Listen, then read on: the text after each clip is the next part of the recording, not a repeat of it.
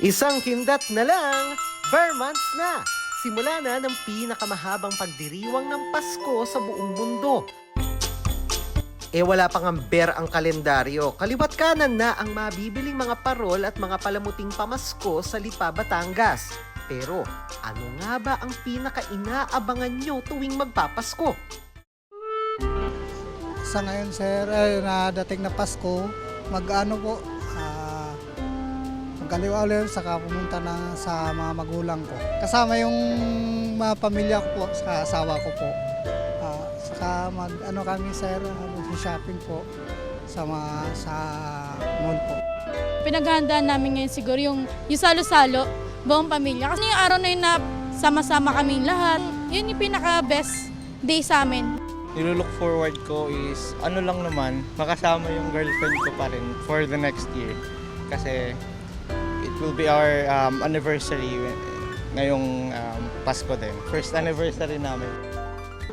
Si Aling Virginia may konting kurot sa puso ang Paskong daraan na hindi niya kasama ang asawang pumanaw na. Yung nagkasama kami sa mall, kumakain, namamasyal sa zoo, Malabon Zoo, Manila Zoo. Malungkot ang Christmas ko this coming Christmas. You know what? Wala ako sa mga anak ko eh. Solo lang ako.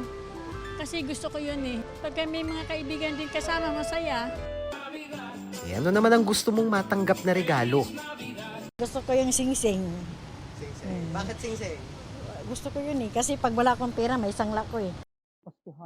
Ayon sa sociologist na si Brother Clifford Sorita, 3 F ang dahilan kung bakit espesyal ang Paskong Pinoy. Family, faith, at festivity. Sa Pilipinas kasi, minsan dahil gipit tayo sa pera, minsan ang Pasko kasi pagkakataon natin na kung saan tumatanggap tayo ng mga bonuses, mga ibang mga 13th month pay, kung tawagin nila, 'di ba? Na kung saan kung ikaw ay gipit na tao, you look forward to every year, every Christmas. Kasi nga, doon ka tumatanggap ng extra kita o extra pera. We use the Christmas season to gather together. We have the finances, we have the time, and we have the reason why we can gather together. Hindi rin daw basta-basta kaya ang haba ng Pasko natin. Mahilig daw talaga mga Pilipino sa countdown dahil paraan natin ito ng paghahanda ng sarili.